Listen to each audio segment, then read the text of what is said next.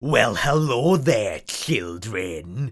Are you ready to be scared? Well, I've got just the game for you.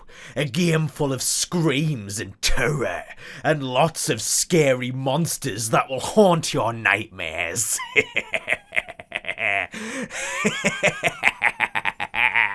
Hey, I'm just kidding, it's Monsters, Inc. Monsters, Inc., another animated classic from the era where Pixar was still very much at the top of their game and continuing to push the boundaries of computer animation and storytelling. As with A Bug's Life, I don't have quite the same enduring love for it like I do for, say, Toy Story, but I still like it. It's a cute and fun story with likeable characters and an interesting world. A world where you can get paid to terrorise small children in their bedrooms? Sign me up! I swear I'm not on any lists anywhere. Oh, and I also love the irony of the monsters being equally, if not even more terrified of the children they're tasked with scaring. Just another example of the clever writing we've come to expect from Pixar. But anyway, since it came out in 2001, which, come on, might as well have just been the late 90s, of course there was a game, so yeah, let's give it a go. But before we do that, so as we all know, the new year is the time for setting new goals for ourselves, and then usually abandoning them after about 2 weeks. But my goal is one I plan to stick to. So my YouTube goal for 2024 is to reach 1,000 subscribers and hopefully get my channel monetized, which might be easier said than done considering some of the content on it. Spider-Man 2! But we'll cross that bridge when we come to it. We're currently approaching 400 subscribers, so we're off to a good start. So if you enjoy my content and have yet to subscribe, I will be extremely grateful if you would do so. And as always, thank you so much to everybody who already has. Let's see if we can make that number read 1,000 this time next year.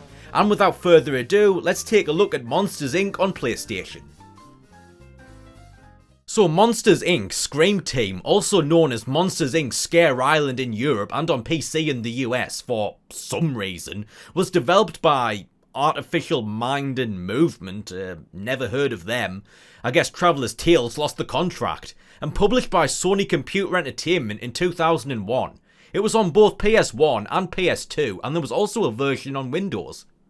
Okay, here we go, and hey, look at that! Load game on the main menu, right where it's supposed to be. Hey, Independence Day, you taking notes? So we hit new game and then find our two heroes on their way to Scare Island to train to become the new top scarers for Monster Incorporated. Also, this is a prequel. But didn't they already do a prequel? Yeah, I know that didn't exist back then, but I guess that means that this is a sequel to the prequel while also being a prequel itself. Yeah, keep up. And what's all this about being handpicked to be top scarers? No, you weren't. You got kicked out of uni and then started in the mailroom and worked your way up from there like the rest of us peasants. You don't remember? Well, I guess this isn't canon anymore. Anyway, you check in at the front desk and then it's time for the tutorial. But first we've got to choose which character we want to play as. Who should we go with? The walking carpet on acid or the bipedal cyclopean garden pea? I think we'll go with the carpet. So what kind of game is this? Well, it's pretty much your typical 3D platformer. You've got the standard range of abilities. You can run around, jump, double jump, grab and shimmy on ledges, attack and break shit. Those crates look rather familiar, don't they? And you can also do a jumping attack. Both Mike and Sully have pretty much the same abilities, although they do have their own unique attacks. Like for their basic attack, Sully will do kind of a bitch slap, while Mike does a spin. Then for their running attack, Sully does a tail whip and Mike does a roll, which he can also use to move places faster. And for their jumping attack, Sully does a belly flop and Mike does a bounce. You know, like one of those bouncy balls you get out of those machines they have in the supermarkets, which can also be used to get to some higher places. So since the main objective is to learn to scare the shit out of little kids, there must be some of the little fuckers around here to practice our skills on. Well, that brings us to the scaring, which I must say is actually quite a unique mechanic that I don't think I've seen anything quite like, at least amongst the games I've looked at so far. First, you've got to fill your scare meter by collecting the tubs of, I don't know, Soylent Green or whatever, and then you've got to find a robot child or a nerve to scare. Wait a minute, you mean we don't even get to scare real children? Instead all we get are these little tin cans that look like they got rejected from the fucking Jetsons? Where's the fun in that? I mean, I play video games to be able to do things that I can't in real life, like terrorising little kids, which I've been told by my support worker I can't do anymore. Fucking arsehole. I mean, it's not like I actually hurt them much, but anyway, yeah, it's just bullshit. So anyway, because this game has no balls, once you've filled up your scare meter, you just find yourself a robot child and then press the circle button to scare them. This starts a mini-game where you have to charge up your scare by tapping the indicated button as quickly as you can, and then when you hear the siren, you press the button one last time to complete the scare, which apparently destroys the robot, which, based on that, I can only assume that when you do this for real, the child is killed, just like dying from fright in The Sims. Wow, this job just gets better and better! Notice also that the nerves come in different colours, the colour of the nerve representing how much of your scare meter you have to fill before you're able to scare them. Basically, what I mean is, the scare meter is divided into segments, blue all the way up to red, and in order to scare, say, a green nerve, you've first got to collect enough Soylent Green to fill the green segment. If you want to scare a red nerve, you've first got to fill the red segment, and so on. If you try to scare a nerve but haven't collected enough Soylent Green, then the little bastards just laugh at you. Yeah, you won't be laughing for long, you little fucker, I'll be back for you! Also, the higher up on the scale a nerve is, the longer the scare minigame is for them, where you have to tap the buttons for longer to charge up your scare. And well, that's all you need to know to play the game. So once you're out of orientation, you're free to explore Scare Island, and then the real training can begin. Even though I don't really see how there can be more, I mean there's not that much to it when you think about it. You just go in the kid's room, act scary, and they have a heart attack apparently. Simple as that. Whatever. Anyway, now it's time for urban training. Yeah, the main game's split into several worlds with 4 levels in each, and you've got to beat all the levels in one world to unlock the next. Like I said, first up is the urban training grounds and we're headed to City Park. I mean, okay, I guess.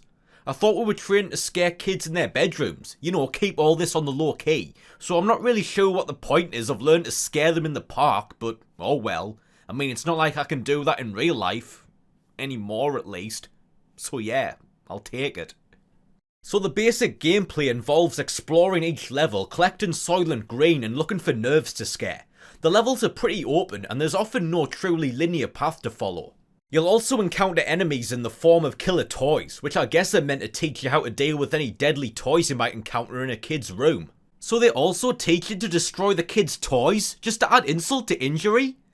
You know, until now I'd pretty much given up all hope that my dream job existed, but this sounds like everything I could ever ask for. Too bad I'm not a monster. Well, at least on the outside.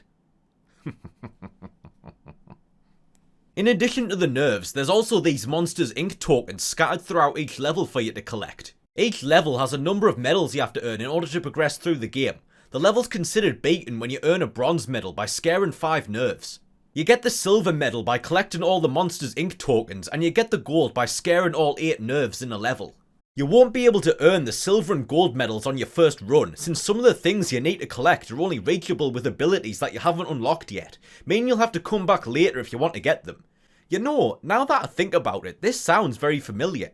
In fact, the way the game's designed and structured reminds me a lot of Bugs Bunny Lost in Time. Wink wink. So getting the bronze in all 4 levels in a world unlocks the next one. After urban training comes, desert training? Okay.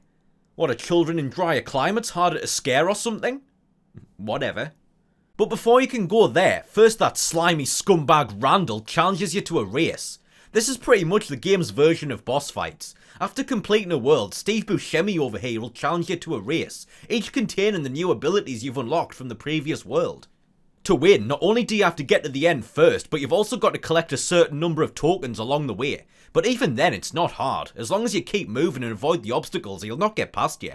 So let's take a deeper look at the gameplay. The controls are pretty good. I mean, they want to be, considering this game was released in the same century as this video. I know in the PS1 era they had trouble getting the controls right, but this late in the generation, you'd think they'd finally be starting to get the hang of it. And yeah, apparently they were.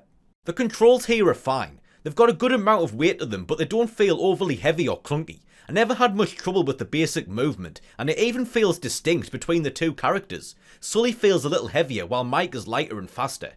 That being said, however, I do have one small and rather puzzling complaint.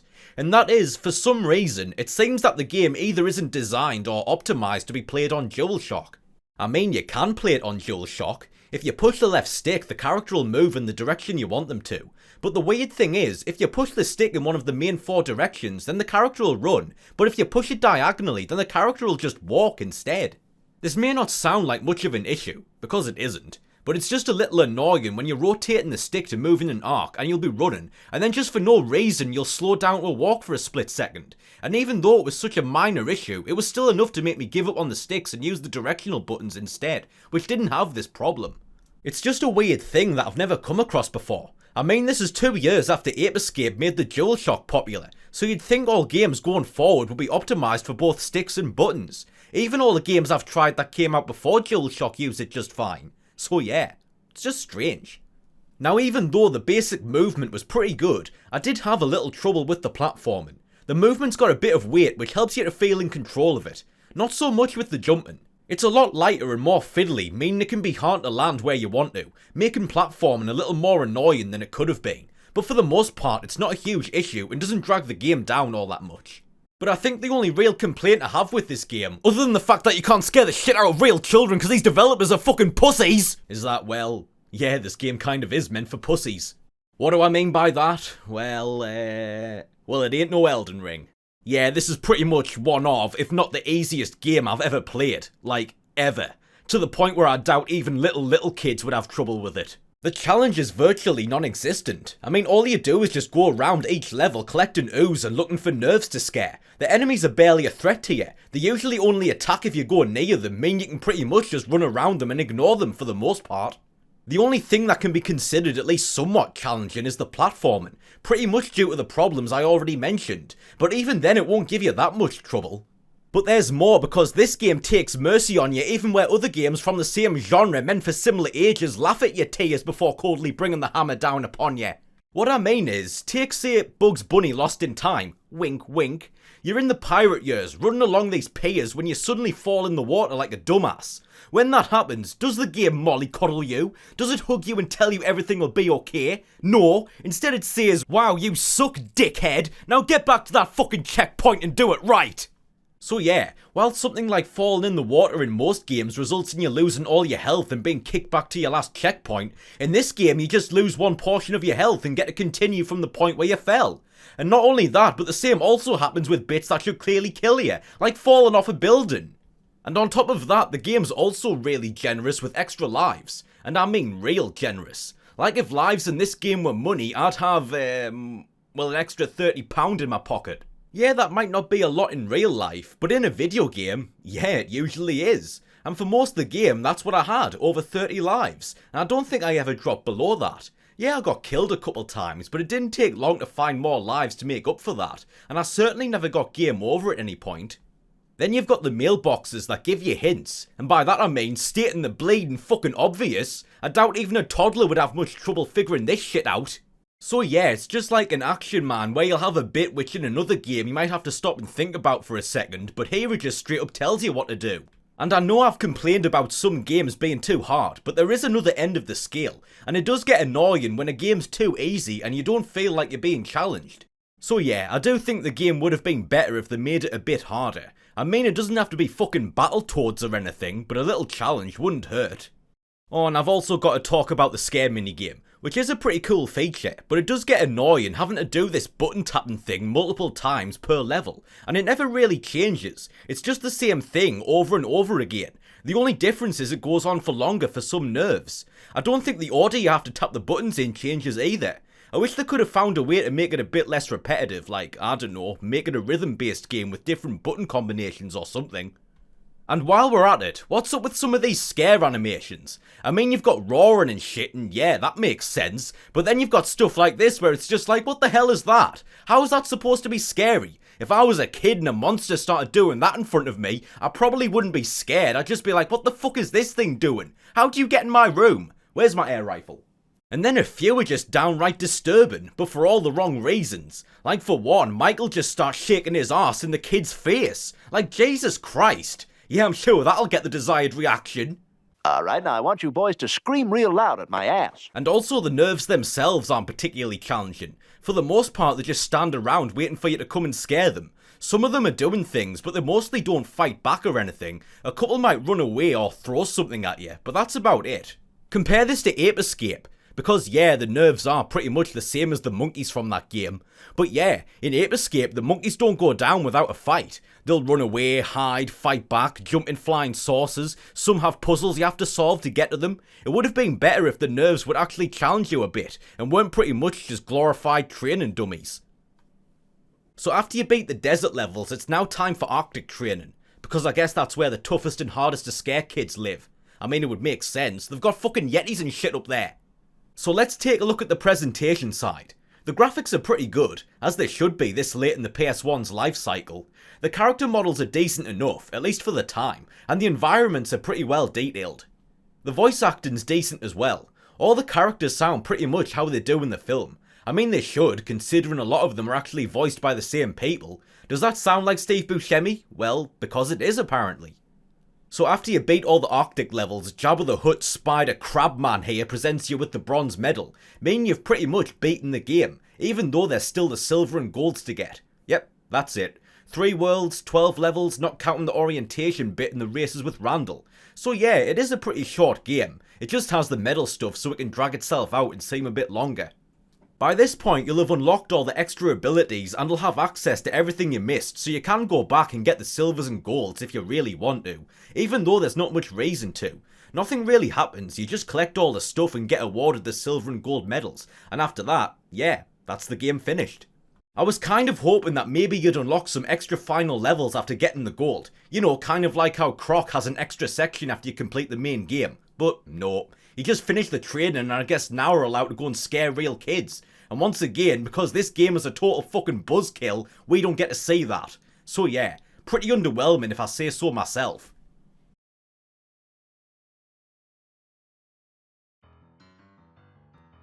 So that was Monsters Inc. Scream Team, and in conclusion, it's okay.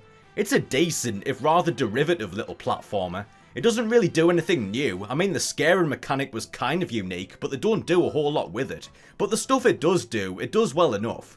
I don't know how much I can recommend going back to it. I mean, it is pretty short and there's virtually no challenge, to the point where even little kids shouldn't have much trouble with it.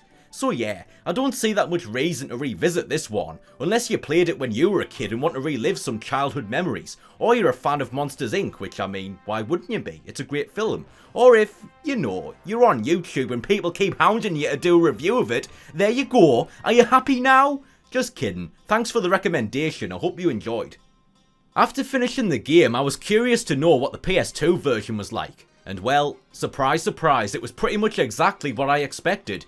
Yeah, it's the exact same game, just with better graphics and animations, and the cutscenes are better quality. Not much more you can say. Although I will say that, to be honest, I kind of prefer the PS1 version, at least in terms of visuals. Yeah, the graphics themselves are obviously better in the PS2 version, but I actually preferred the art style on PS1.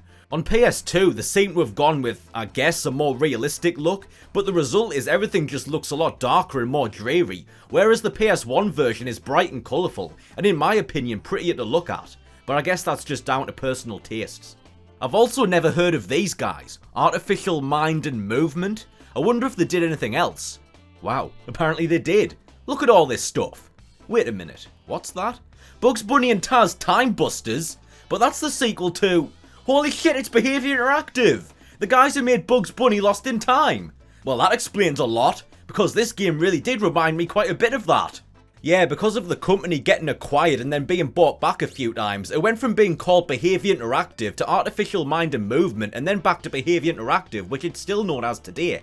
Apparently the name was changed for a couple reasons, one of which was the fact that Artificial Mind and Movement was abbreviated to... A2M. Which, just, yeah.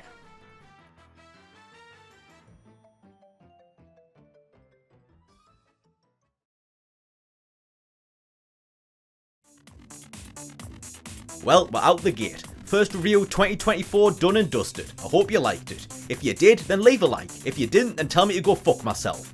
As always, thank you very much to everyone who subscribed to the channel. You guys are the greatest. And if you haven't yet, I would be extremely grateful if you would do so. As I said at the beginning, my goal for this year is to reach 1,000 subscribers. If I could manage that, that would be amazing. So yeah, thanks again for watching. I hope to see you all in the next one. And now, if you'll excuse me, I'm off to play a game that actually has the balls to let me terrorize some real children. Yeah, go on, smash it, smash it.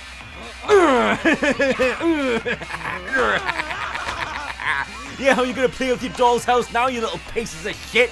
Yeah, turn the crank, turn the crank.